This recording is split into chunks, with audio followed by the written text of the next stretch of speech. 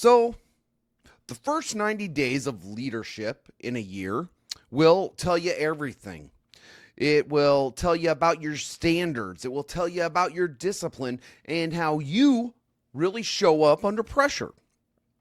Over the last few episodes of the Leadership Edge, we've been talking about exactly that, how leaders think, decide, and set the direction in the first 90 days of a year.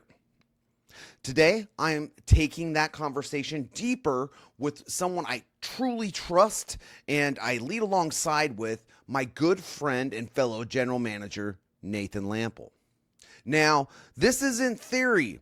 This is two leaders talking candidly about what exactly and what we're actually looking at in the first 90 days, what we're focused on, what we are challenging, and what we are learning in real time.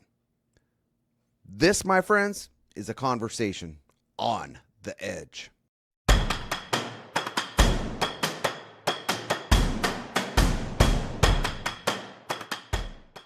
We are back to a conversation on the edge.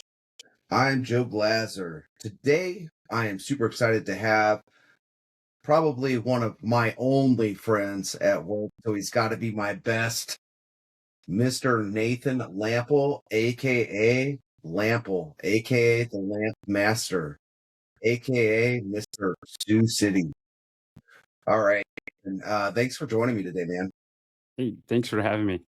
I Hey, appreciate it. no, I appreciate you taking the time just to sit down and have a conversation with me. Y'all will refer to or listen to me refer to Nathan as Lample because that's what he's known as. So Lample, before we get going, just setting up what we're doing here today. This is nothing formal, right?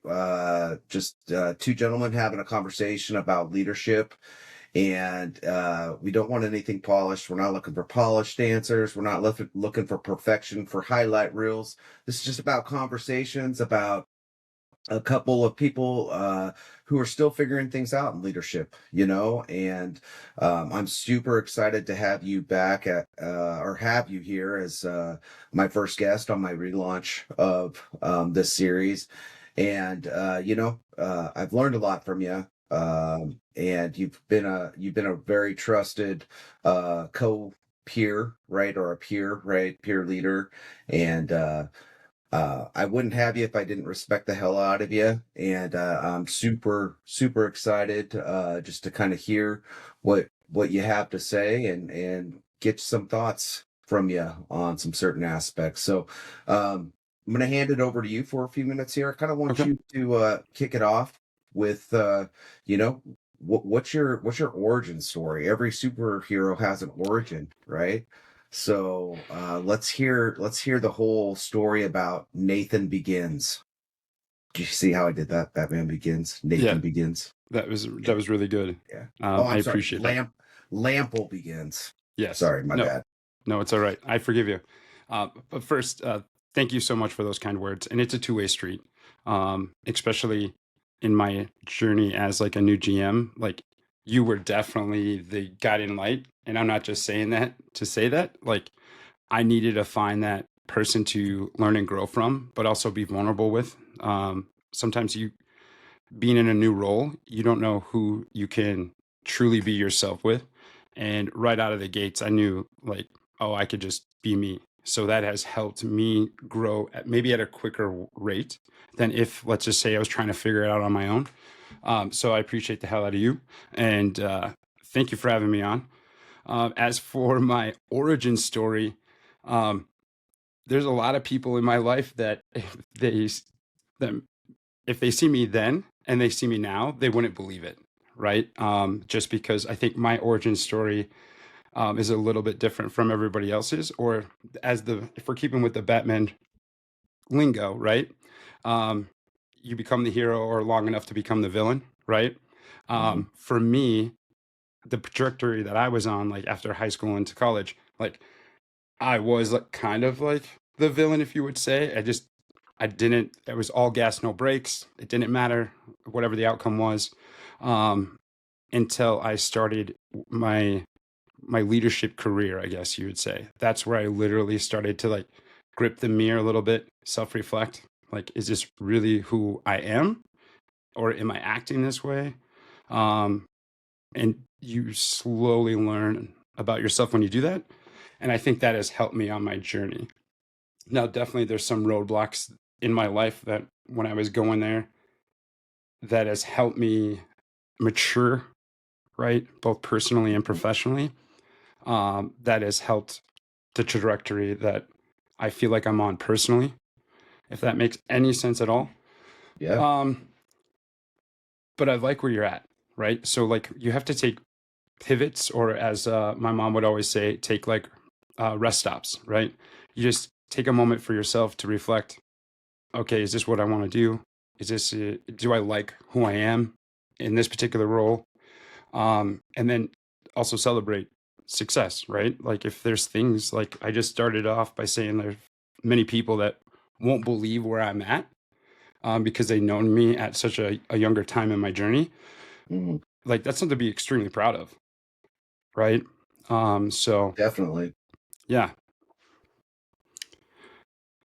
I just if I'm thinking about it, I really like the decisions that I've made, right? Especially it's crazy how 5 years can go by, right? I think that's 4.5 years that I've known you, right? And to think that it's been 4.5 years is kind of a wild thought, just because we've done so much, um, both like together and also separate, that it's just really cool to take this time today to reflect on it and being like, okay, are we done yet? No, no. But hey, let's celebrate this win real quick before we go into the next part of our journey. So Right on. So you've given us you've kind of given us some insight on like your thought processes about your journey. Tell us about like where you started, like what was your first like leadership position? How did you know you wanted to become a leader? And why that passion, like what ignited that passion in you? I think you always assume that you can be in a leadership role, right? So the first time I actually applied to be in a leadership role was my first job at Taco John's, and I remember the interview to become a supervisor, and like again, I got this in the bag, da da da da da, and then immediately having Kelly tell me, "Hey, I went a different route." Like, and she gave me some really honest feedback, being a 17-year-old, being like, "Hey, you're just not there yet, like maturity wise." And of course, I just started this off as saying I wasn't mature, right? But hearing that and being like, "Oh, like you just can't be top performer, or you just can't be the guy that's always covering shifts. There's more to that." And I wish I could say that's where it started. I'm like, oh yeah, that's where I became. I self-reflected a lot. No, it wasn't until I was like early 20s, when I applied for another leadership role where I didn't get it, right? And instead of being that person that went out there and had the support of that particular leader that did get the role, I was the exact opposite. I was the person that knew there was fires everywhere, and all I did was watch it. Like I could have, I easily had the buy-in from the team to prevent that garbage fired per se, but I just watched because I was like, yeah, I deserved it, da da da da da. Until I met a leader, um, Amanda, who always like had faith in me that I could be better. Right? She let me be vulnerable. She knew the struggles I was going with or going through. And again, another person where I could just be myself with. And when she got promoted, she laid the groundwork for me to apply again for a leadership role, and talked me up, said this is going to be the success, or this is the tool we need to be successful here. I have his buy-in, da da da da da. Interviewed for that role, and it was the worst interview I've ever had. The worst. And I don't know what it was. I think it was fear because I would have to move. But I let that fear kind of dictate that interview again, still having that hot shot mentality where it was like, oh, I got it in the bag. And the interview was super quick. And if anybody has done interviews, you know, if it's a very short interview, the outcome isn't what you think it's going to be. Unless you know I'm purposely being like dog water on the interview process because I don't want the role. But if you really want the role and it's super short, I'm sorry, you're probably not going to get it. Yeah. So I got a call from Amanda, and she goes, "What is going on?" She goes, "I'm going to talk to you like I'm your boss." That was the worst interview I have ever been a part of in my like 8 years with the company. Like, absolutely horrible. Like, your brand didn't show up at all like I know you. Like, you need to like check yourself. And then I'm just like crying and I'm just like taking this all in. And then she stopped literally for 30 seconds. She goes, "Now I'm going to talk to you as your friend. Like, what is going on? Where do you want to, where do you want your life to be? Like, only you can change that." She goes, "But you got to remember, there's people along that way. You're not doing it by yourself. There's people along the way that's going to help you. But you got to start believing people are actually there to help you genuinely instead of trying to help you to gain something else." And again, just bawling, just absolutely crying. Like, I'm actually starting to get a little emotional thinking back, like 13, 14 years ago that happened. Um, and then I realized, okay, I can do stuff. So then I transferred to Sioux City and just started realizing like this is what I want to be. And then once you get that leadership role, you actually get it. That's a whole nother thing because now you have to learn from being the, let's say, the guy to the guy, right? Mhm. And again, that was something I struggled with right away early on in my leadership career where I just let my performance personally like dictate the outcome instead of trying to get people along for the ride. Or I was like, oh, I'm just kind of like still their friend. So I'm going to let things slide. And then I was presented like an action plan being like, this isn't cutting it. Yeah. Yeah.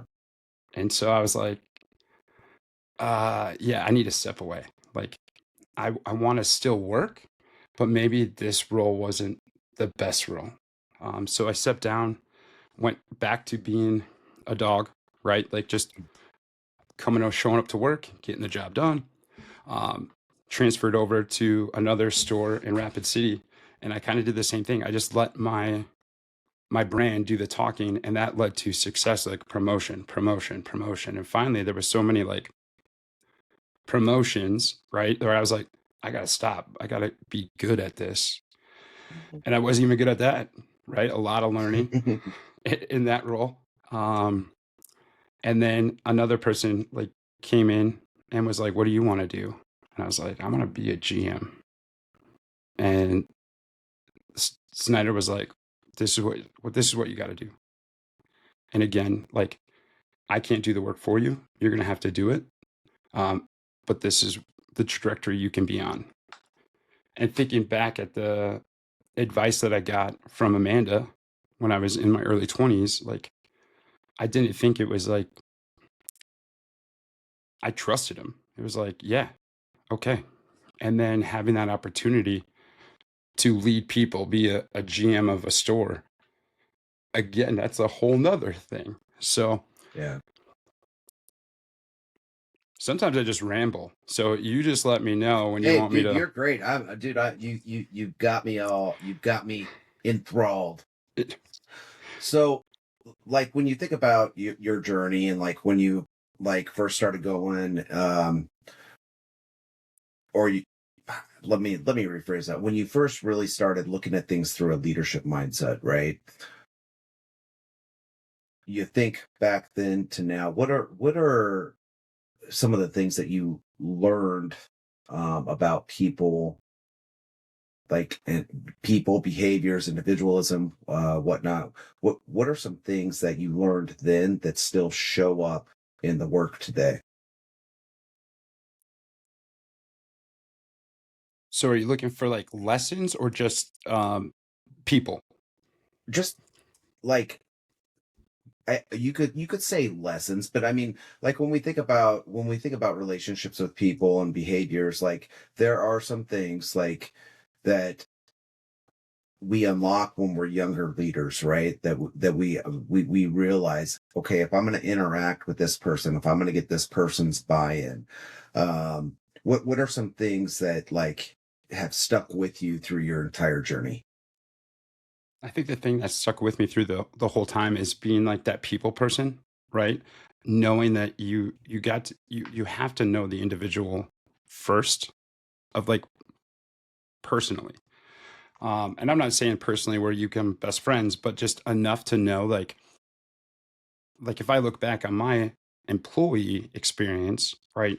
There was some leaders that got to know me personally, like what was my hobbies outside of work, like, you know, things that I like to do outside. So then they can bring it into the conversation. And then that continued to allow me to like get buy-in. Um, and then I build trust, right? So if Yeah. they ask me to do something, yeah, absolutely. So that is something that I've taken with me to know, like, all right, I just want to get to know you, right? I think in the interview process, what I like to do, like the last one, it's not your typical structure, like third interview. It's more about the individual.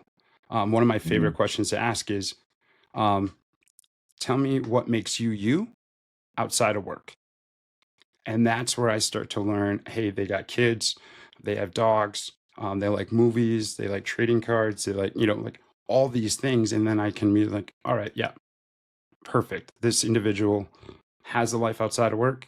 I'm going to make sure that we bring some of that life outside of work into work, um, to build trust. And that has not changed no matter what role I've had. Like when you get that, it's easy to get the buy in. Also, too, um, it makes work easier, right? Yeah. Yeah. It that that that I can 100% agree with that. Like I found that when you take the time to invest in somebody on an individual or a personal level to truly understand them, that there's nothing that can build trust and respect that is more powerful than that, you know? And like, I call that curiosity, right? My people hear me say it all the time, like, be curious in everything. And I'm going to sidestep, I'm going to throw my ADHD out there. I don't think that I understood the power of curiosity and really understand what that meant until I watched an episode of Ted Lasso. Have you ever watched Ted Lasso?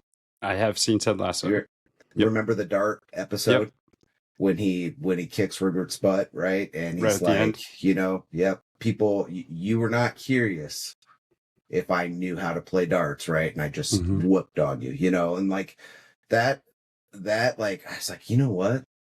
I do that, but like, let's invest in that. Let's dig deeper there and just be more curious, and not just about people, but when you get curious about processes, when you get curious about techniques and curious how to get better yourself, like it's life changing. And it you're not a naturally curious person if you start pushing yourself into those instances. So if you're not naturally a personable leader, right? You push yourself into those instances over and over and over again. It just becomes part of who you are. And um, that's another building block on to being a strong, formidable leader for your team. So I sorry, there agree. went on my tangent. Hey, no worries. And, ADHD, I get it. Because when you said curious, I immediately thought of Harry Carey's The Will Ferrell little skit, like, Yeah. curiosity, I guess. I guess that's why my friends call me Whiskers, right? Yeah. So that is something Throwback. you, yeah, The throwback. yep. So one thing is, and I know your personal story a little bit. One thing we Yep. didn't talk about was, what was your actual first management job? I want to hear about this a little bit. My first management job that I had Mhm. was uh, working at Take Two Video. It was a local video rentals shop in Fargo, North Dakota. And the only, like, that journey in itself is just crazy how it started. Back in the day in college, Guitar Hero came out, and that was like the only place that you could rent the game and you got the guitar. So like Hmm. we would rent that game and keep it way past the due date all the time. It was like a thing that we did. So I remember one time I was getting phone calls like we need our stuff back. So I was like, all right, guys, we need to bring this back, right? So I grabbed all the stuff, went inside, and there was a manager working at the time, and I was like, hey, you guys called me. I'm finally returning this. And he's like, thank you, right? And I was like, yep, you're welcome. And then I just stood there, and he looked at me and he's like, yes. I go, can I pay for my late fee? Like, because at that time we would do extracurricular activities to make sure we had enough funds to pay for Okay. the late fees. Yeah. So yeah, like charging for a cup, right? So I Hmm. already knew we had it, and so he was like, "Yeah, it's gonna be like," and it was like 80 some dollars, and so I just paid it, and he goes, "Let me give you some free rentals for the next time," and I was like, "What?" He's like, "Yeah, I really appreciated that." A month later, an application, so they were looking for part-time work. I'm like, oh my gosh, Guitar Hero, I got this. I'll just get the job here. So I applied there and I handed the application, and the same manager that I dropped the stuff off like a month ago goes, you're hired. And I'm like, what? I go, don't I have an interview or anything? He goes, no, I'm going to show you around the store. And I was like, okay. It was really weird. So he was showing me the back office, the back, and we're walking in, and I was like, still just like, this is the easiest job I've ever gotten in my life. Like, this is so cool. So he just stops and he goes, all right, if you want to, you can start next week. Or you can work this weekend. It's up to you. And I'm like, I'll work this weekend. Like, I have nothing going on. And then I go, by the way, why did you hire me? Like, like this is odd. And he looked at me and goes, you're the customer that did not complain or negotiate the late fees. You knew you did something wrong. You paid for it without anything. You just said, hey, I'd like to pay for my late fee. He goes, that's character I need in my building. So that's why I'm giving you this job. And that was like, that is so cool. Something so small that you just would normally do anyway can lead to a decision down the road. But Yeah. yeah, Take Two Video, man. And then I just got a salary job. Like I got promoted and I was like, oh, salaried 20 some year old, let's go. Now Yeah. that I look back, yeah, I worked way more than that salary, but it was still just, it was a lot of fun. Sounds like you love that job. Oh, if that was a thing, like if we want to like go back in time, like I think video rental stores need to be a thing again. Like that's a nostalgia that I probably never go away for me anyway. Yeah. Yeah. I don't know what it was about. You walked into one of those stores and all just had this certain smell. Like, I don't know if it was from the plastic cases or what it was. And it was just, it was electric, Yeah. right? And it definitely, you pop on Netflix this day and age, man. Definitely not exciting. Definitely not exciting. No, but I do spend the same amount of time trying to pick out a video as I did at a rental store as I do on Netflix. Oh, So, I'm worse, man. I'm so much worse. Like, I'll flip.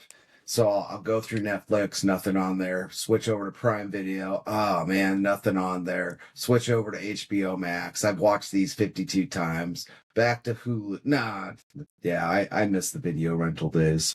oh, me So too. I do have an extremely important question for you. Yep. What was your favorite song to play on Guitar Hero? Oh my gosh. That is a great question.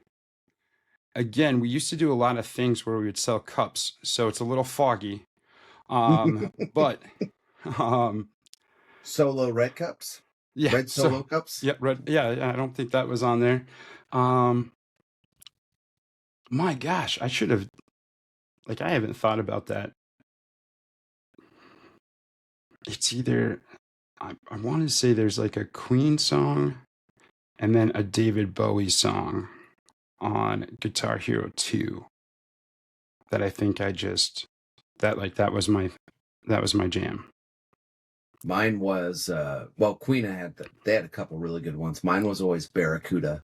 Bum, ba-dum, bum, bum, bum, bum, bum, bum. Love that song. That's good. I'm a tad bit more seasoned than you are. So my son who's 26 right now, I just remember jamming in the living room with him all the time. And then they came out with another game that was kind of like that called Rockstar. I don't know if you remember. It had the drum set and everything The like Rock that. Band? The Rock Band, yeah. Yeah. Yeah, it was great. Yeah, that song Creep is the song Yep. that me and my roommates, for the weirdest reason, would like that was like how we opened up the session was with that song.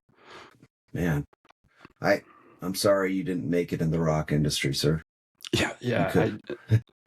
People say that I'm the songbird of my generation, so I really, I can always go back to that career. Well, man, I really appreciate, kind of getting to know a little bit more about you and some of your insights from your learnings and your journey. It's really cool. I learned some things that I don't think you and I have ever talked about before. So I do appreciate that. So where I kind of want to like go to next is I just it on my Leadership Edge podcast, I just wrapped a 4-part series all about your mindset of the first 90 days of a new year. And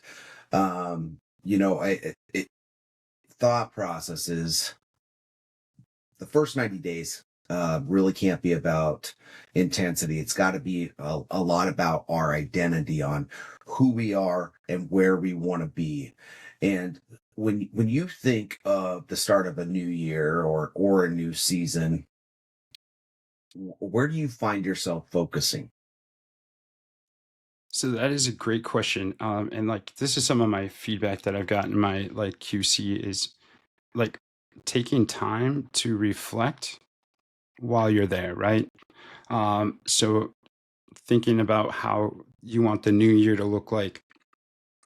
Right now, where I'm currently at in my leadership mindset is slowing down to reflect more. So there was 2 books, one by Bill Belichick and one by Deion Sanders, and they both kind of talk about like this specific thing of looking on to the next season, right? For me, as you could tell, I'm a football fan, love the Packers, right? So anytime that someone is giving leadership advice in like a football sense, like I can just latch on and like a dog with a bone, just okay. And both of them, they talk about like Bill Belichick, for instance, talks about like the reason why he was successful so long is that after the season was over, it wasn't like, oh, we're just going to rely on what worked last season, right? Whoa, I was like, I've never done that in my leadership role. I've always like, let's just keep building. You're always told to like build off, right? Hey, you got to check up W's and then continue to that success. And that's what I've done. And that's worked, right? I think when you get to a point in your leadership role is what you normally do doesn't work anymore, right? Yeah. Because there's 2 ways you can go. Forget it, I'm done. Like I've already learned and grown. Like this maybe isn't the right role for me anymore. So you kind of think that, right? Or the other one is, all right, what's not working? Why is it not working? And what can me, as a leader, do to course correct, right? So you're like fork in the road portion. And I think that's where I'm at personally is I need to literally stop to think about, reflect on what worked, what didn't work, and what do I want to accomplish going forward, right? And I've never done that before, right? I just always stacked it. Oil change, right? There's a book, Tribal Leadership, and they talk about very successful tribal leaders will take a time to do an oil change, maintenance, right? On the team, on themselves to see where to go from there. So that's where I'm at. I'm at okay, obviously stacking up wins. There's no real growth, Okay. Because we're just relying on what works. And sometimes the things that are what works isn't necessarily the best for the team and or yourself. So if what was successful is I just go out and do it, right? That's not sustainable. And I think that's where I'm at in my leadership role is like, it's no longer, I'm not built like that anymore. Like there's two types, like you got to be a dog and then a leader. Now, Yeah. some leaders can still have that dog mentality, but they have to surround themselves with people that just understand it, get it. And they're the ones doing the work, right? They're the ones going out there every Sunday, beating the other team, getting a win, right?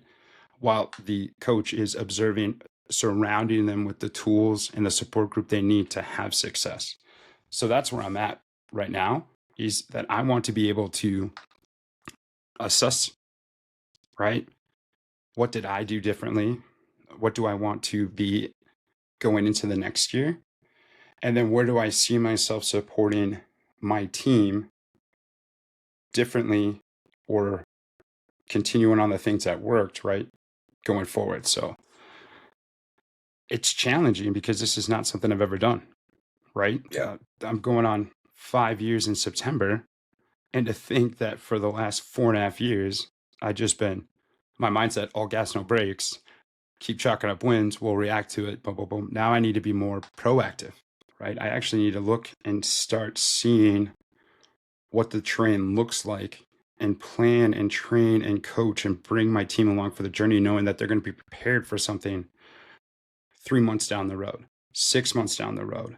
And I think that will help their experience as well, knowing that it's not so much reactive, but is it the right word, reactive? And Yeah. now that they have plans, right, are set in place and they feel more prepared. My whole Mhm. goal for every employee that I bring on, I ask them, I just need the best version of you for 8 hours or 4 hours of a day, right? Sometimes I'm going to ask you, like, for 40 hours a week to give me the best version of you, or, 4. But just give me the best version of you. I don't need you to be more than what you're capable of doing. And I think by me slowing down, applying that mindset to me, how do I bring the best version of me to the team every day? I need to spend a lot more time in that little planning stage. Sure. Yeah. I really appreciate the comment you made about reflection. I think reflection is extremely powerful.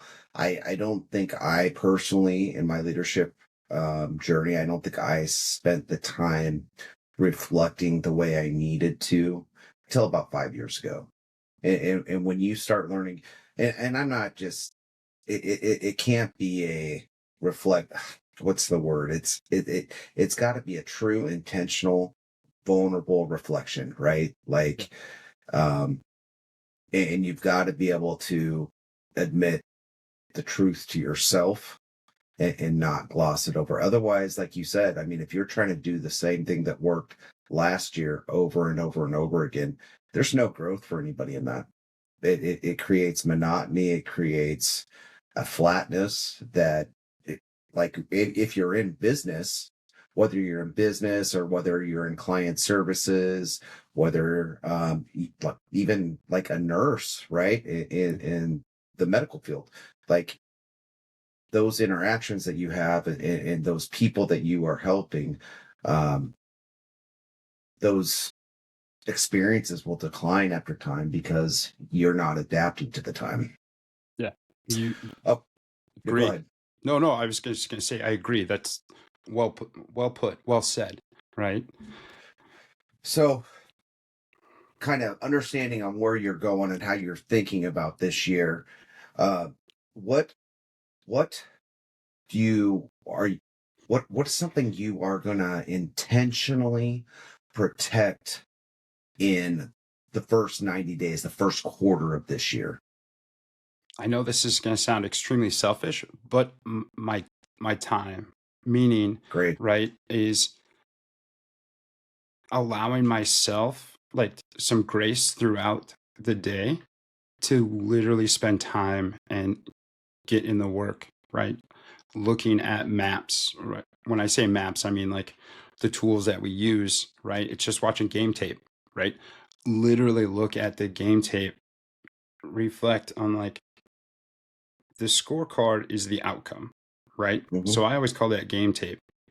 So if I watch it, read it, digest it, I look at it now this year as how did I show up to my team? Like where was I present to lead to that game tape to be that awesome? Like holy crap, right? Like 68 in the company. Like what was I doing as a leader to have my team? I have the same team, right? What was I doing to allow them to cook, right? They were running the plays. And then it was like, well, I had my rhythm down in place. I literally was like, I road mapped the whole month out on this is where I'm going to be. I'm going to be here, here, and here on these days. Guys, I need you to bring again, the best version of you on these days because I'm going to be out of the building. Like, I'm going to be in another store. Like, I had that roadmap planned out for them. And it's just weird, right? I just talked about previously being more having the team prepared for, right? Not be reactive, but more planning so they can just go. Weird. That's what happened in Yeah. Q3 that went really, really well. And I was very protective of my time. I was like, hey guys, from this time to this time, right? I'm just going to go over some things and then I'll be on the floor here, open door, whatever you guys need. I'm here. And also allowing trust and allowing them to flourish and learn and grow in their careers, right? So that's what I'm going to be more protective of is allowing myself some time to do that work, right? Instead of always feeling that I need to be there, get my hands dirty, be in the field, right? There's some employees now that was like, hey, like, go, we got this, right? And so Yeah. that's where I need to like literally take the time to do. Yeah. When we talk about empowerment, we can't truly allow our teams to be empowered if we're right there next to them every time. I Yeah. mean, you've talked about football over and over. The coordinators and the coach, they're on the sidelines, right? Yeah. They're not in running the plays. No, but they're there to celebrate the wins after a great Hell play. yeah. Yep. And so like Yep. that's where I'm would like to be for the rest of the year, right? I got 90 days to course correct and self-reflect on the things that didn't work, but now know that we're moving forward, right? Right. So in that last series I did on the first 90 days, there was a lot of insight into the power of habits. So when you think about habits, how do you relate to building habits versus just motivation? So motivation can only work, right? And you can actually be motivational for like short times, right? Like little bursts. Hmm. Like if you need to call it like a timeout midday, have a little huddle and being like, this is what's going wrong. This is where we need to be. Boom, boom, boom. That can be motivational, right?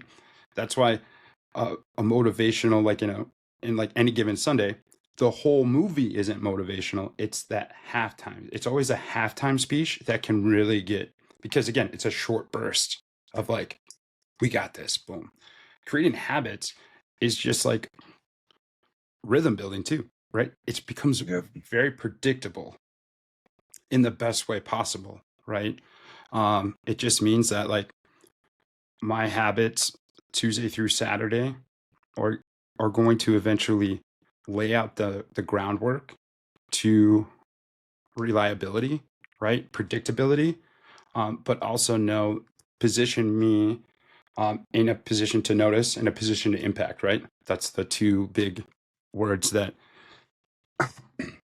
we like to do while on the floor. But I feel like motivational easy buy-in, quick Mhm. burst. It's going to last probably 2 days, right? It's the habits that we do every day that is going to lead to the success long term, right? Because if I'm always having to do a halftime speech every single game to get the team and the buy-in from the employees, what am I doing Monday through Saturday, right? And Right. again, that's like a leader thing. So it's okay, what habits do I have built? Did I go off the rails? Yeah. Okay. I need to get back on that train and create it again. Yeah, very well said. Uh, Motivation really, like, in all honesty, it's great, right? It's great energy, but it's a liar. Yeah. Motivation lies to you because it's so temporary, and the only thing that you're going to do to be able to build trust is consistency. And that's why, like, habits are so extremely important in what we do in leadership to build effective teams, like empowered teams. I So agree. sometimes, even though we have great intention, and we might be motivated, right? We overdo it. We overdo things in the beginning, whether it's the beginning of a year, the beginning of a season, the beginning of a new strategy. What what have you yourself learned not to overdo in the beginning? At the Yeah. beginning of a football season? Yeah. No, it's just, well, first I've learned there's a lot of ball game left, right? Um, but it's the same trap a lot of people find themselves in just in life, right? Every time we see that ball drop, we feel like we need to make a resolution, stick to it. And some of us are really, really good the first 3 weeks, right? Mm, Some of us are really, really good the first 7 days. Some of us didn't even do a resolution just because it was like, I'm not kidding myself, right? Um, so that is what traps we always fall in. We think it could be a quick fix. All we need to do this is for like 10 days, and then the rest of the year is going to be amazing. No, that's why gym memberships like Planet Fitness, huge turnout the first 30 days in January. And then people like myself, I'm guilty of it, just paying the membership fee just to say I have one, right? But yeah. again, that's a habit I fell off of where it's like, hey, what was going really well? Like, I mentally was working on my mental space, right? I was going to the gym, right? Getting the endorphin. Like, so I don't want it to fall for that trap of, hey, this is going to be it. That's why the first 90 days, right? Yeah. You, you can't think, oh my gosh, we're going to do this for 3 weeks and we are going to be amazing for the rest. Like 30 days, that next 60, amazing. No, it's again, you're lying to yourself. Yep. So I feel like that is one of the traps where I know where I can be like, all right, it is going to be a long haul, right? And it's not going to be something that's going to be, you can't build a culture in 10 days, 30 days, right? But you can lay the groundwork knowing that you're building off of something and just, again, form those habits, stick to your rhythm. And then you can start seeing it come to life. That the next 30 days, right? You're in a different planning stage. And then the other next 30 days, you're in a different planning stage because you're just seeing it continue to grow. I think one of the traps is we feel like we can do a quick fix the first 30. My first time as a GM, all I heard was the first 90 days, the first 90 days, the first 90 days. I'll be honest, I just wanted to still be employed in the first 90 days. Like, Yeah. that's it. Like, I was like, there's no way I could, like, you read all these books and you're like, yeah, I could do this. I could do this. And like, when you're in it, you're like, holy crap. And then that 30 days goes and you're still employed. You're like, oh, and now I got 60 days to do this. And then you're Yeah. like, oh, I have 30. So that was one thing I learned early on. Like, it's work, but you got to do the right work, right? Yeah. I don't know if that So made any sense to your question. no, that's I just perfect. went with it. Yeah, that's perfect, man. Like, what did I tell you? There's no polished answer, right? So when you're looking forward at 2026, right? What feels different about this year for you? And I'm not talking like goals or numbers or anything like that, but internally, what are you trying to be more consistent at?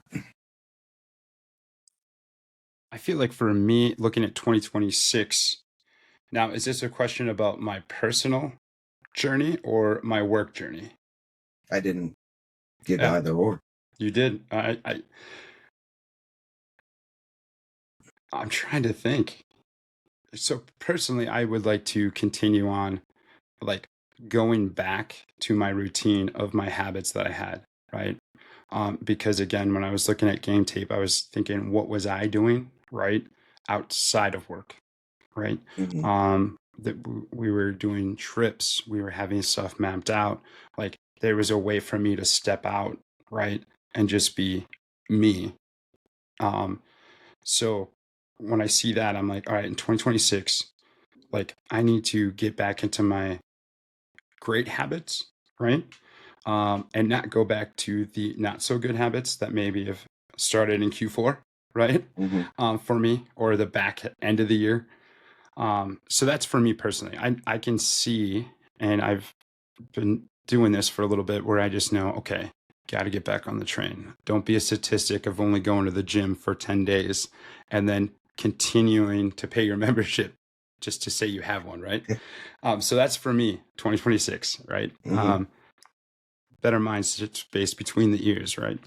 As for a leader, uh, sometimes you learn more from not succeeding, if that makes sense. Yeah. Yeah. Okay. So I'll just go on a little tangent here. When you have success, right? And I'm not saying the best of the best, all right? But personally, in your role, you have success. You're stacking wins, right? And you're continuing to build off the wins from the previous year, and you're continuing to see that work show up on a scorecard, right? And then when you get to that point, it's like reaching the mountaintop, right? And I'm not Hmm. saying where I was in my journey was the mountaintop, but that was my mountaintop. That everything I wanted as a young GM, it led to that, right? I wanted a belt. We got a belt. I wanted banners. We got banners. I want more banners. We got more banners, right? And then you reach the top and you look around and you're like, what did I do that for? Right?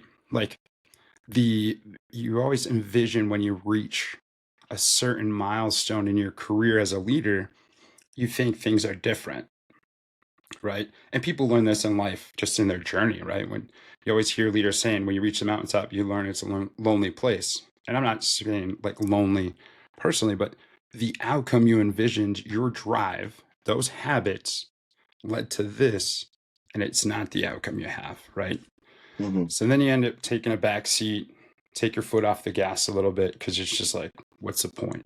Right? Like, this wasn't at all what I thought. And then you're like, oh, shoot, I can't have that mindset. Right? We're just going to continue to go back to what was success. And then you start seeing it go back up. And then you hit that curve where, no, you see that dive. And I have learned so much in the last 4 months about myself as a leader that it would never have happened, right? That self reflection wouldn't Hmm. have happened if I would have continued on the trend that I was on or what the scorecard shows. This could be like the best thing, right? Because then it started making me think, all right, how can I show up differently for my people? How can I show up better for myself? And then how can I show up better for my loved ones, right? Hmm. I, 4.5 years, man, I not once really slowed down to say how I can be better for my like loved ones, right? Work life balance wasn't a thing, right? once Q4 happens, work Yeah. is your new home, right? Again, success. It's like, no, I'm sticking to what works. It works this and this and this. And then this year it was, whoa, right? Like, how am I showing up for my people that see me literally every day, right? Um, that has helped me think differently about work, life, and slowing down to grow a little bit. Being like, Yeah. hey, the effort that I put in for my team, 60, 40 to 60 hours a week sometimes, right? Am I doing that same thing outside, right? Am I picking up the phone, giving Joe a call just to ask him how life is? No, I haven't been. But why? That's what we used to do every week when things were going good, right? No, it was because I had to be laser focused to fix this.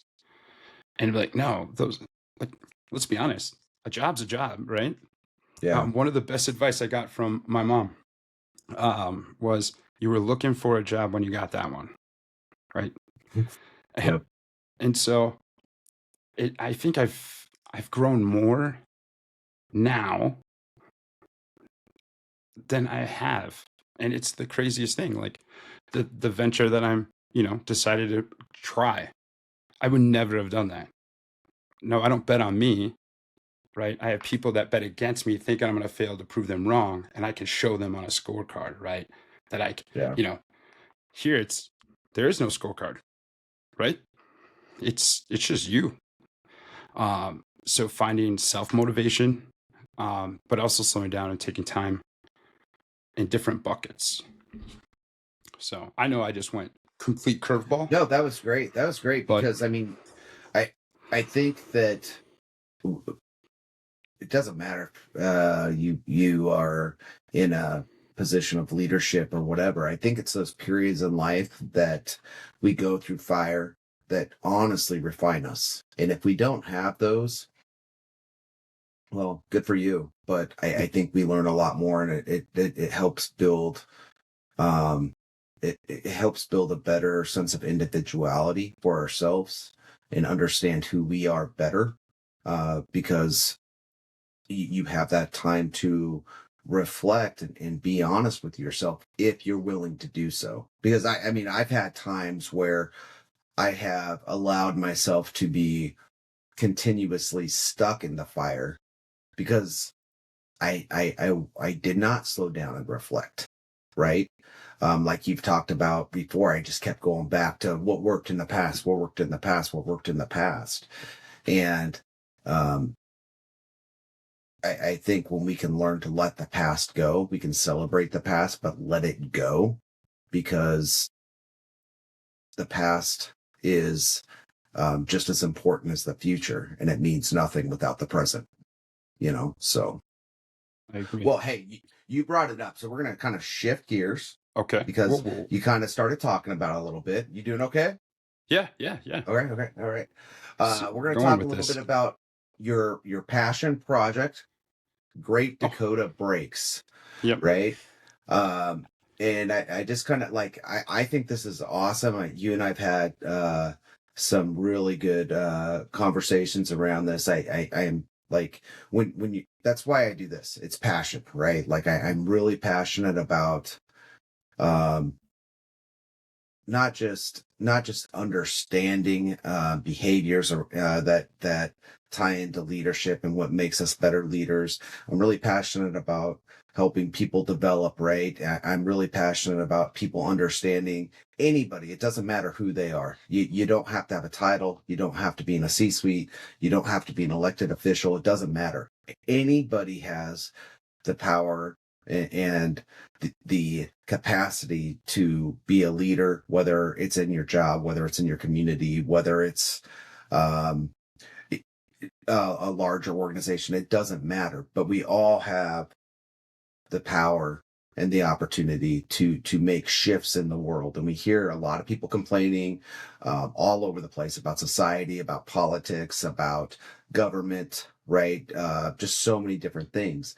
And if we truly don't like something, right? We have the opportunity and the power to effectively shift and make change if we allow ourselves. And that just is courage. And when you know what your passion is like that, and you have the courage to take a step forward to really dive deep into that, that's a big deal, right? Because and I'm sure some people look at this podcast when I do it and they're like, I'm sure there's some people that make fun of me behind my back. I don't care, right? Like, I'm not doing this for those people, right? I'm doing this because it's what I love to do. And if one person has a positive impact, that's all that matters to me.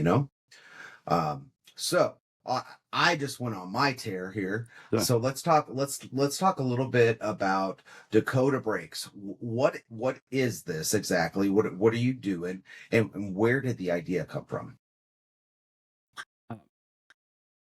So Great Dakota Breaks, all it is like an online retail store, selling cards, doing breaks, allowing people to, sometimes the boxes are so highly priced that not everybody that is a collector can just go out and purchase one. So what you do is you can purchase little slots and, get your team. But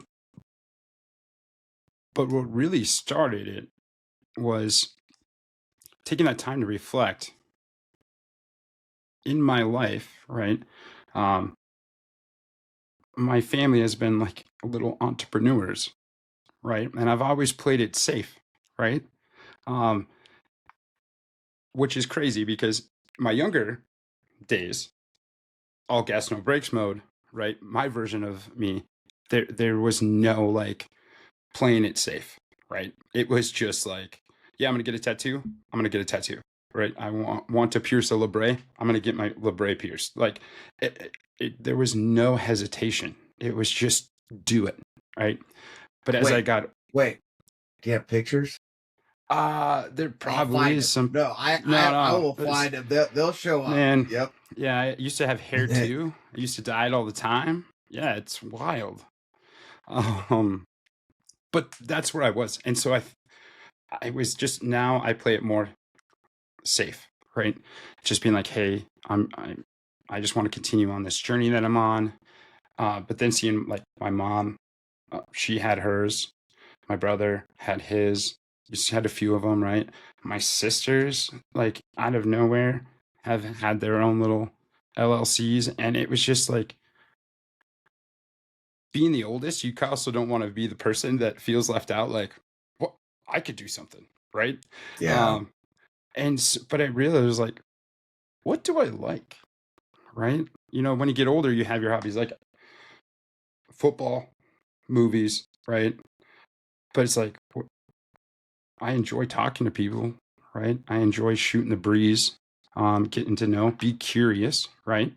Um, Not to bring it back, but you're right, being curious about people. It's funny when you meet random, complete strangers and you find out their life story in a time it takes to smoke a heater, right? So it was like, I like doing that. I was watching it on Whatnot and I was like, hey, I think I can do this, right? And so it was just always in the planning stage, because you learn too in your career, like, you just can't go, right? There's some steps you need to take, be more prepared. You can show up better, right? Um, Again, don't interview it like you got it. So I spent a lot of time in the planning stage and seeing whether or not I want this, right? And then we were in Columbus, right? I was waiting for my flight, and there was a cord store there. And it was walking distance, so I just walked there. And I looked around and I just saw people nerding out about cards, sports, and just, it was like, what is this? Right? It was like a whole new world for me. And I literally just stayed there for like 30 minutes, walking around the small shop, just listening to interactions. I know that sounds weird that I said it out loud, but it's literally No. conversations. And it was like, oh my gosh, like this is fun.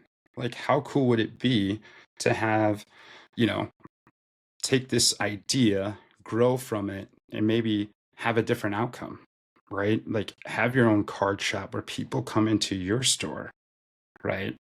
Um, and get to be themselves. They can nerd out, be a geek, tell me stats, right? I don't know everything when it comes to sports like football, sure, but baseball, basketball, right? The Olympic sports, soccer, right? Yeah. And Pokemon, all these different things. And it's like, these people are just as passionate about that, but you just can't go over everybody and be like, Pikachu's really awesome, right? If you did that, you'd be like, okay, right. But when you're in that little safe space, you can say Pikachu's is awesome. Yeah. And I think that's what the overall, like where I would like this to go is where people can legit be themselves, right? And it's kind of like what we do in our career, right? I just want the best version of you, right? Right. I just want that space is just really cool for me and it gets me energy, right? And so that's what it was. It was like, all right, I'm done taking this as an idea, like that I want to have that feeling, right? And then now it's the idea has the little seed has now sprouted and I have people calling saying, hey, I want in, or like, hey, do we need this? Do we need this? And I'm like, well, this is real, right? So Hmm. um it it's just a concept to be nerdy about something. And there's a lot of people, like my loved ones, like, I don't get it. This is silly. Yeah. My mother-in-law, Yeah. right? My mother-in-law, that was like the only person I was truly worried to tell about just this idea was my mother-in-law. And so like when I told her, it was just like, oh my gosh, oh my gosh, oh my gosh. And then it was just like, yeah, like do it, right? I could be your Yeah. support system. I also can be put the business hat on with you. And like the thing I feared the most, right, was the best thing for me because then I got the business mode. I got feedback of things I wasn't even thinking about. And then, you know, the mother-in-law hat where, hey, you can do anything you set your mind to, right? You got this, you're great. Um, so it's really cool to be in that stage of where I'm at. So That's awesome, dude. I've told you many times, dude. I can't. I am extremely proud of you because it takes guts, it takes courage, to put yourself out there. And again, you can't go anywhere without taking risks. You have to take risks, you know.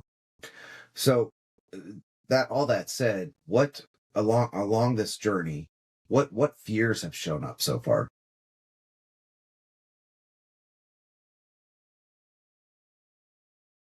that Just is be a real great too. question. Yeah, I was going to Yeah. say failure, right? Yeah. Right? Crashing and burning. Or maybe um, this isn't the right plan of the right path to go to get the outcome I'm looking for, right? Um, I think failure, right? It's like you one of those things like you what if this is the worst idea, right? Like I have no one this is like the perfect like you have no one to blame, right? And I think maybe Hmm. that's what it is. Like sometimes you feel good. We're like, oh man, the defense really lost that game. The offense was Yeah. fire, right? Or the special teams. Again, I'm a Packers fan. Garbage. But like, this is like You're the whole you. team. You're the Yeah. whole You're team, the whole team. Yeah. and like if it doesn't work, like holy crap. And then you have to be like also remove that like that fear and being like maybe the way you went about it wasn't right. It's not you as an individual, right? It could have been outside noise, or hey, maybe you didn't do this, you didn't plan this. This is how you reacted. Remove from it. This is what you should have done. Hmm. Um, fear, like like you get humbled quick, right? In any job you have, And I'd have to say, like, this year has been humbling, right? Very humbling. Like, I can't even explain it. Like, you just, like, okay, maybe I don't have all the answers and stuff like that. But I think that also has helped me remove some of those fears, right? Mm-hmm. Being like, okay, the worst has happened. Again, what did your mom say? You didn't have your own thing before, right? So okay, just like the job, like you were looking for a job when you found that one. Hey, this idea didn't get the outcome. Maybe a different idea, right? So it's just actually doing it, right? Because I feel like, you know what my number one fear is, other than failure, right? Is what if I enjoy it so Yeah. much where that security blanket that I have of just the norm, right? I'm no longer the risk taker, right? So I have like, it's okay. This is just a side, like this is just a side. Like I'm spending so little time, but then all of a sudden, what if I do it? And it's like, shit. Oh, I don't know if I can curse. Holy crap. Oh, Yeah. Sorry. gosh. That was a We're very adults. passionate. Yeah, I was very passionate. Yeah, right. Like just like you, right? Hey, you said that people may be saying stuff behind your back, but it's something you enjoy, right? And then just like the little giants, all you need is that one, right? But then all of a sudden, boom, right? Skyrockets. Like, what do you do then? Like, no one puts themselves in that mindset that I've talked to when starting their own business, right? They're just trying to get to the next step, right? Here, what's preventing the all gas, no brakes mentality is like, what if I crush this? Like, what Yeah. if I absolutely love this? It just becomes, instead of just like a passion project, this becomes the project. Like, that's what I'm afraid of, I think, the most. And it's like, yeah, I've learned and grown. I'll stumble, I'll fall, I'll pick myself up. Like, okay, yes. But what if? And I think that's a place that you don't put yourself personally, no matter what, right? It's not like I started my GM career and be like, I'm going to be the best, right? Again, it's survive to have a job for another 30 days. And then once you're in a year, you're like, all right, I'm starting to get it. Like, let's keep going, right? But you don't think, what if I become the CEO of this company, right? You don't. You just know what the next step is and what others have done to get to that next step. So you go. Here, doing your own thing, you don't have people to know what the next step is or anything. So it's like, Yeah. just hitting dingers and you just found your new thing. Like all of a sudden, Joe, you're next to the other Joe that has his own thing and you guys are just having like a debate circle, right? Like, boom, that, like, holy crap, Joe squared. That would be a really good That'd be podcast. terrifying. Joe squared. Right. Joe squared, two Joes. But what I'm saying is like that's what's like deep down. That's the thing. It's like, holy crap, what if this is something, right? What if I prove the doubters, right, that think I'm bat crap crazy behind my back, and I like prove them wrong, and I prove me like, even like, what if I prove myself right? Like, I don't know. So it's a fear of failing and the fear of, holy crap, this is amazing. This is the new juice. This is my midlife crisis. That is not a midlife crisis, but this is where I'm going. That scares the hell out of me a lot more than failing, right? Yes. And just to reassure you a little bit, I don't think you're old enough to have a midlife crisis yet. I'm getting there. I'm getting there. No, you're like a third of the life crisis. Ooh, Third of the life crisis. I don't know. If you would ask Amy, I've had like 4 different midlife crises. That's because Right. we're dudes. Yeah. Dudes are always having some sort of identity crisis, I tell you, as we age. Yeah. She's So- like, what's the new thing? It's like, Oh man, that sounds like my wife. Just a little quick side note, funny story. Last night, I just started switching out my light switches in my house to smart switches. right? Oh, nice. And um, she's like, she saw me getting ready to do it. She's like, "Are you sure you can do that?" And I was like, "What are you talking about?" She's like, "Eh, last time I saw you do something like this, you got electrocuted, right?" And so, like, now everything I do when it comes to anything on home improvement, are you sure you can do that? But because I'm curious, Yep. before I start one home improvement project, I spend about 10 hours researching it before I And do. And it I'm the same still way. freaking goes wrong. Yeah. Well, my So, success rate is a little bit higher in the home improvements, right? I like how we spend 10 hours watching different YouTube videos for a 15-minute project, yeah, right? no Yeah, doubt. it's just mind blowing Well, to you're going me. to have to Like, sit there and look at it. yeah, Like, when you do it. So I got these switches done last night. I got them all replaced. And I go, and they don't even turn on. They light up, everything's worked, everything's powered up, right? But they don't even turn on because you have to connect them to the internet. And I work for an electronics retailer. I should have thought about this. You have to have a freaking bridge gateway to be able to do it. So now I got to wait 2 days to get these switches to actually be functional because I don't have the damn gateway. So, okay. that was in Tangent.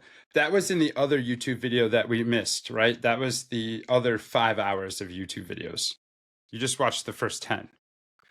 I think it's because I took the Cliff Notes version, I think is what I did. And I should have known better. I admit it. I like when I was reading through, I was like, God dang it. I should have known better than this. But that's why she is, well, what'd you do now? So Yeah. I get the whole what are you doing this time? Yeah. Yep. Like what's the new What's the thing? flavor of the month? Yep. So hopefully there are people listening and watching this. If not, who cares? We're having a great conversation, Yeah. right? But if there is somebody out there that possibly is very similar, right? Didn't take the straight path into what they're doing, into their passions, into leadership, and they're wondering if it's too late to build something meaningful. If you were talking to that person one on one, what would you tell them? Well, first, I think just by saying like, thanks for trusting me with this, right? Like, Mhm. thanks for hopping on and trying to see if I can make a difference, right? That's super cool. It's never too late to do anything, right? Um, time is not on our side, right? If you think about it like that. So finding something that makes you happy and or brings you joy, that should be the most important, not age, right? Right. So that is something that I've learned um, in the handful of years is like the present is important, right? Just as Mhm. the future is important, the present. Also, too, for those that are like that may be listening and being like, why is this guy on here? Right? Like I had that question. I was like, out of everybody, like that is going to be what you have planned, like why me? Right? At the moment, I was like, Joe, are you sure? Like, like, uh, do you have like a? And then it was like, okay, but that's the reason why, right? Because there's going to be somebody on here listening and being like, oh my gosh, I can relate. Like my journey was just similar. Or, hey, I get what he was saying about all gas, no brakes at a younger time, but being able to glow up, right? As they say, Yeah. right? And okay, I can relate. And I feel like being able to be open of the journey, right, helps people no matter where they're at. But as for time, like it's never too late to do anything, right? Um, it just shoot your shot, right? Yeah. If you think about it, if no matter where you're at in your journey, you're shooting your shot on some way or form, right? On career, education, right? You're showing up there, like, but it's okay if your happiness brings you somewhere else, right? Mhm. That's a part of the journey, right? And then I've seen people that this is for sure what my future is going to be, boom, boom, boom. And they're just laser focused and they got the outcome they're looking for, right? They went through the 8 years of schooling or 7 years of schooling, right? I did, but I'm not a doctor, right? I just couldn't decide what I wanted to do. Um, so I had to stop, right? It it's really hard for me to answer that right now because I'm feeling like kind of embarrassed, right? Being like or having imposter syndrome, right? Getting asked that question because I'm like, well, shoot, I had that same question on Mhm. here. But everybody brings something to the table. You just got to figure out what you're bringing to the table. And I feel like once you know what you bring to the table, the sky's the limit, right? It doesn't matter if you're in charge of bringing the napkins, the fork, the turkey, whatever the main course, you're bringing something, um, and then just go from there. Right? So that's all Yeah, I I love got. it. Like No, I bring it love to it. the table, but you also got to bring it to the table for you too, right? Like Well, you it's have to okay. bring, yeah, you have to bring it to the table for yourself first. I think and a lot of people will say, hey, well, that's kind of a selfish outlook. But if we're not investing in our own happiness and passion, we're not going to have an impact on anybody else, and we're not going to be any good to the rest of the world. Mm, And I think sometimes that gets unintentionally overlooked, right? I Like I dial it agree. in there first.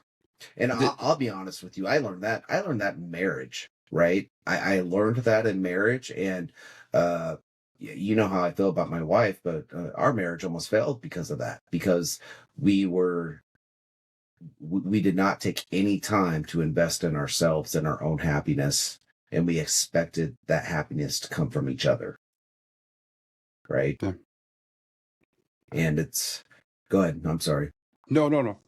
I, it just brought that dialogue, brought me up to a saying that I haven't thought of in quite some time is if you don't enjoy the company of you, right, then how can you expect others to enjoy your company, Right. right? So being able to, again, self reflect, grip the mirror, right, is I enjoy, I like me, right? Hmm. And it's okay to bet and being selfish, like bringing it to the table, but like knowing that it took some learning and growing, a lot of scraping the knees to get me to where I'm at, but a lot of it was more internal. Like having someone listen to that might give them hope and, or motivation or like that little halftime speech they need to be like, yeah, you're right. I enjoy me. What what would sustainable? What habits can I form to get this right? So I like that, right? You can't rely on other people Hmm. um, to bring you happiness. First, like yourself, and then go from there. Amen, man. Amen. All right. So Yeah. my final question for you, Okay. until I ask you another one. Yeah. It's all right. When you think about who you're becoming over this next year, what do you hope stays true about who you are, no matter what happens? No matter what happens, being invulnerable, right? I think that is something that I need to be okay with, right? And I feel like being vulnerable and continuing that in a little way, it helps you be curious, but it also lets you know that you can rely on others, right, to help you with that journey, Hmm. right? Use um, the support system you have, right? Use your mentors, use your family, your loved ones. Like knowing that, I feel like can continue to help me be a better leader and a better person, right? An example, Saturday, I just there was a point where I just wasn't seeing the work come to life, right?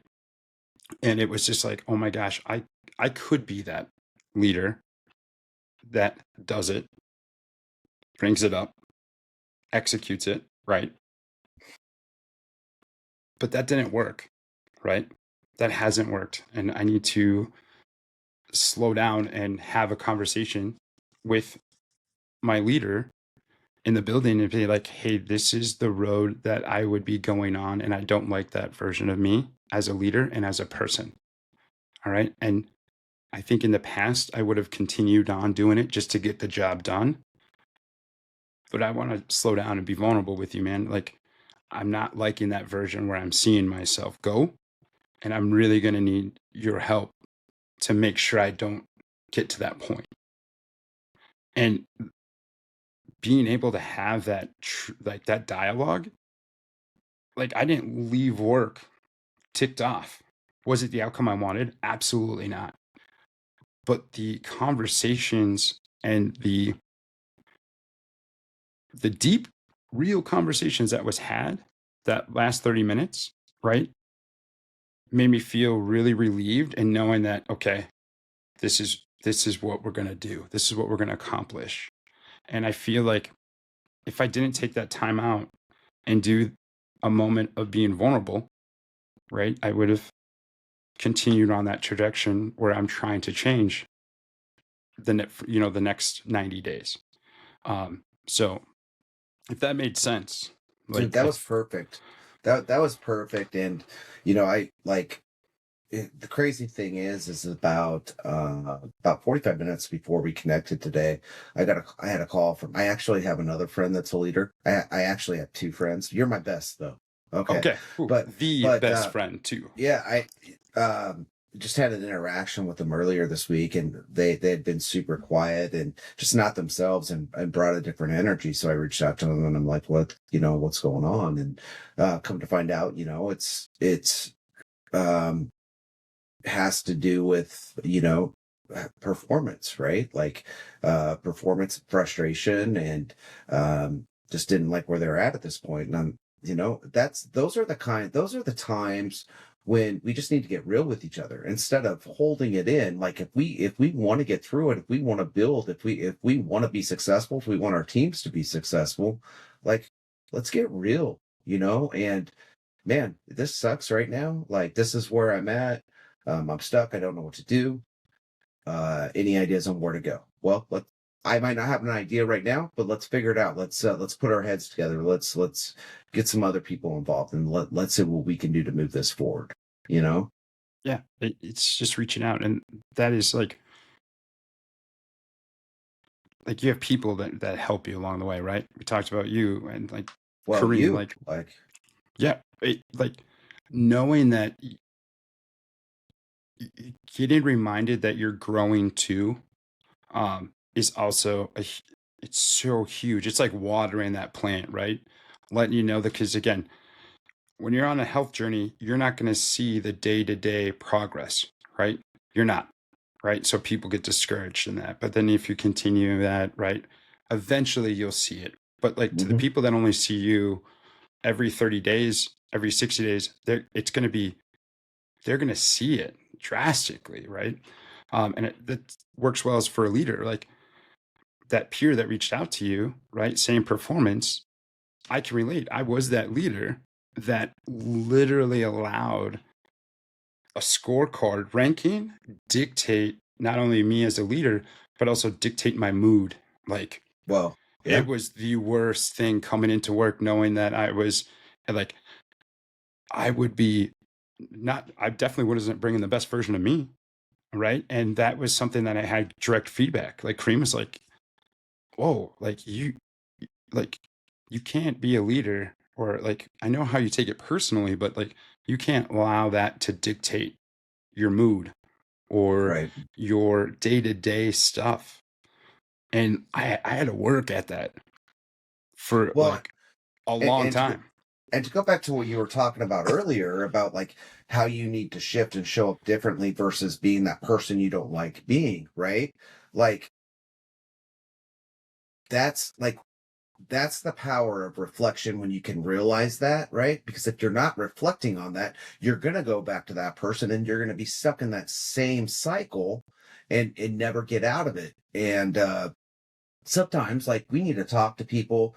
Like, I'll always remember you said that to me. So if in 6 months you're going through a struggle, right, and you call me up and be like, hey, remember we had this conversation, we were getting real with each other, like, you got to snap out of it. And like, I would expect the same for you. And I think you and I have both been there where we've had conversations specifically around performance or culture opportunities or issues at work, right? Like people pissing us off or whatever, you know what I mean? Like it, and I think when we can have those conversations at a on a real level, like it's powerful. And Yeah. unfortunately, like if you don't work at that, just like when you first became a GM, you talked about um feeling like you could be vulnerable and genuine, right? With us, right? With me, right?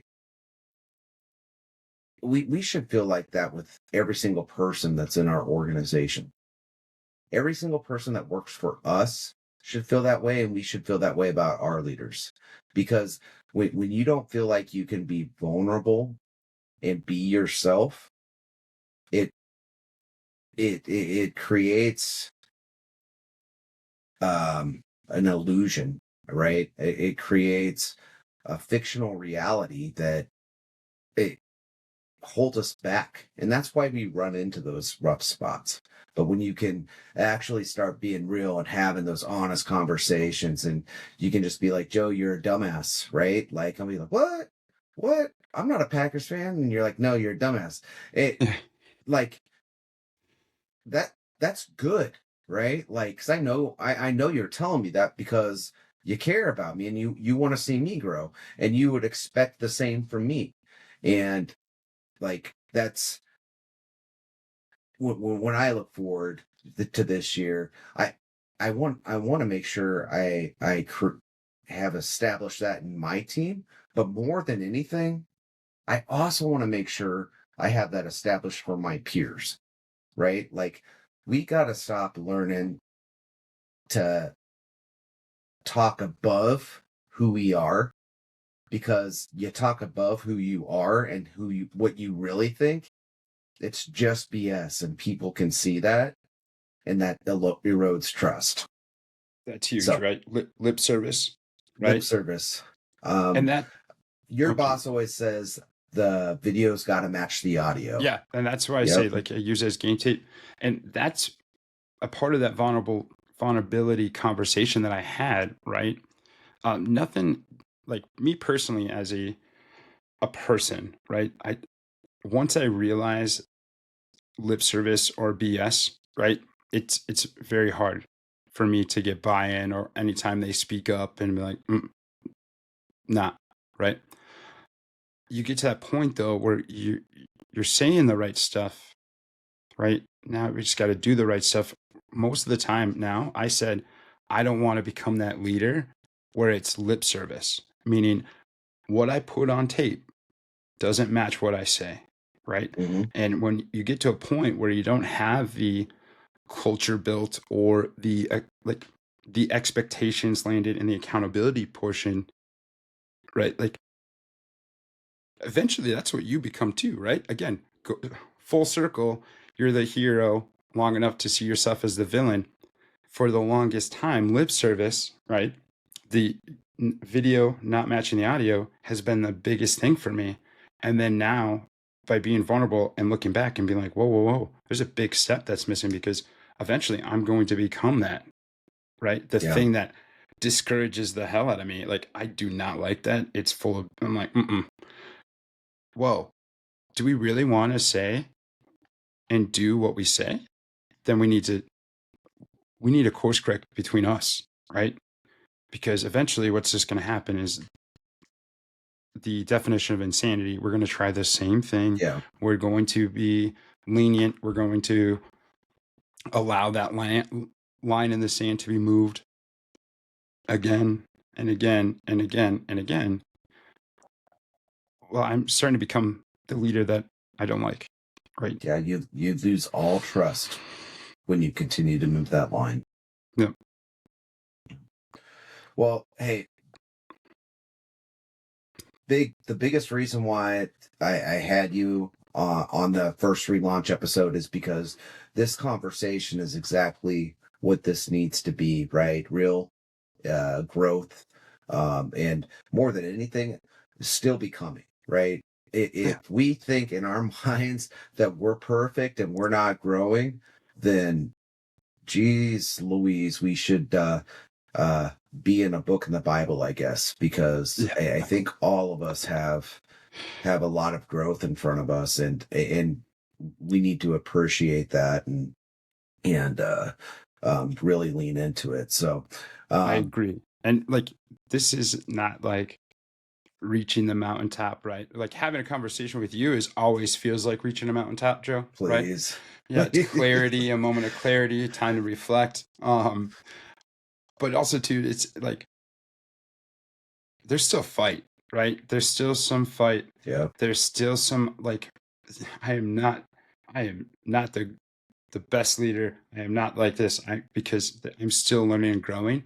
But I feel like because I can say that and I genuinely mean that, like my team will know. They'll tell you, like, oh man, this guy, crazy. Like all gas don't break some days. He's a cheerleader. He's just too much. He says words that we say, and sayings that a 38-year-old should not say, because, no. But I'm still growing and learning and being like, hey, maybe I'm not doing as much work, meaning like sculpt wise, but now I'm polishing certain sections while still carving out different pieces of me as a leader. And I think that being on your podcast, like it's kind of cool to know that, like, hey, there's some things I've polished and it's looking really good structurally, but I'm not done yet. Right. And this wasn't me on here showing, look at this. This is how awesome I am. Right. No, it's like, Yeah. no, not at all. I just, like, again, I was worried that I wasn't going to bring anything to this podcast, because of what I still have to carve out. But being able to be vulnerable again on this, trying something completely new, never done this before. It's kind of like I'm like a little pride. Like I'm like, oh, okay. I got to talk about some things that I really, Dude, you should, man. Like 90 minutes worth. Yeah, that is wild. Yeah. Wild. Feels like we just started, really. It does. I still have battery left in my laptop. I like. Oh my gosh. So that's what I was like, oh man, time's flying by. But yeah, that's what I was saying is like this. I don't want anybody to take away or thinking that, oh, these two yahoos are just talking about how awesome they are. Like, no, not at all. You're not going to get that.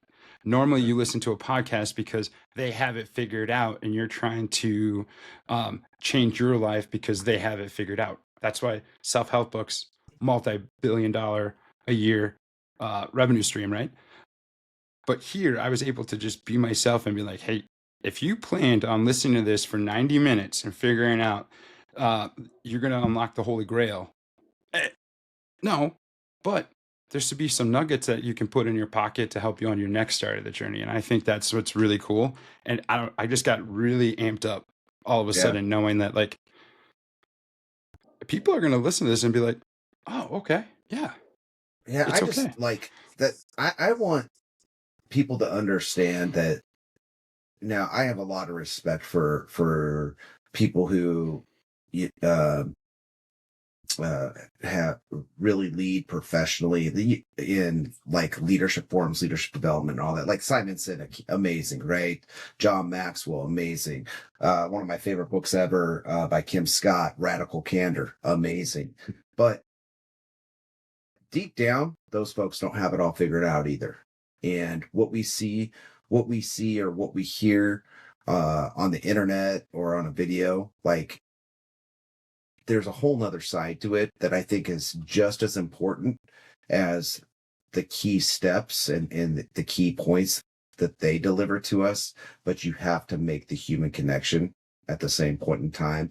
And if you don't know, or you don't think that you can identify with that person because they come across like they've never gone through it before, it's hard to see yourself doing the same thing.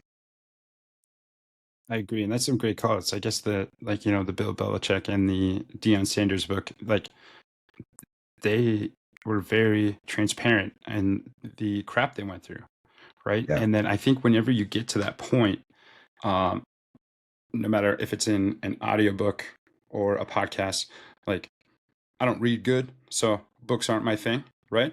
But like whenever you get to that point in that journey that they're telling, I think that's where that hooks the people, right? It was like, oh man, gosh, I did the same dang thing. All right, I'm bought in for the next 90 minutes or Yeah. 7 hours. So that's a really good call out. Like when they do take that moment, it's like that's the hook.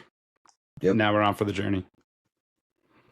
Right on, man. Well, hey, I know it's your day off, and I want to respect that. I can't even tell you how much I appreciate you taking the time to connect with me here. I'm looking forward to seeing this out and about, and hopefully we can do this again. Yeah, I had a blast. I do want to slow down a little bit and just say thank you, Joe. Like genuinely, thank you, thank you, thank you. And this is 4.5 years ago, me saying thank you, thank you, thank you. The time you took in me throughout that journey, I don't think I would had the courage to come and do something like this, right? Because I would have probably still have more self-doubt or imposter syndrome, where I would be like, no, I can't. Like I physically can't because I don't think I can speak clearly or get my point across. But that time you've taken with me in my like leadership role that turned into helping me grow as a person, like I can't thank you enough. And having me be on here, and taking again that trust you have always had in me 4.5 years ago and bringing it to this and having me be on here is like amazing. So thank you, thank you, thank you. I appreciate your appreciation, Nathan, but you did all the work, my friend. Yeah. You did all the work. You're awesome. Thanks again, and we'll turn it back around and have you back on in a few months. How's that sound? That sounds great. Awesome. We'll do like a 90-day recap. Okay. All right. All right. All right. Cool. And then you're going to be a billionaire because Dakota Bricks is going to break out. Okay. No. Okay. All right. Maybe go buy All right. some crypto. Yeah. All right. We will. That's see my you other later, midlife sir. crisis. Become a crypto bro. Like that's a There- part of my journey. I'm not even. I don't get it. So I haven't been curious enough on it, I guess. That's why they call me Whiskers. I'm always curious. All right.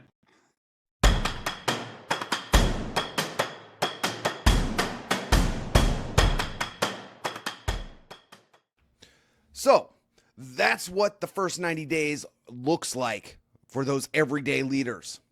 Not perfect and not scripted, but intentional. If you've been following the first 90 days series on the Leadership Edge, this conversation is the real world extension of that thinking. How leaders actually apply that concept when the pressure is on. If something in this episode by chance resonated with you, please drop a comment or let me know if you'd even like to contribute on future episodes of Conversations on the Edge.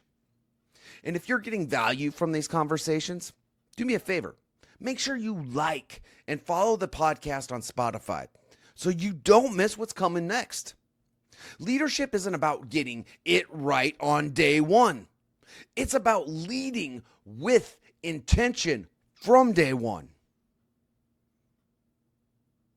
Team, friends, thank you for stopping by, checking out Conversations on the Edge. And for now, Joe, out.